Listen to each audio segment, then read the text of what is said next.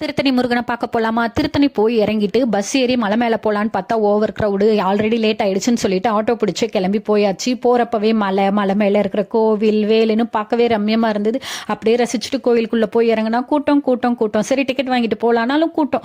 ஆக மொத்தம் 4 மணி நேரம் நின்று சாமியை நல்லபடியாக தரிசனம் பண்ணி மனசில் உள்ளது எல்லாத்தையும் இறக்கி வச்சுட்டு வெளியே வந்து சாமி பிரசாதத்தையே சாப்பாடாக வாங்கி சாப்பிட்டுட்டு 4 பேருக்கு வாங்கியும் கொடுத்தாச்சு.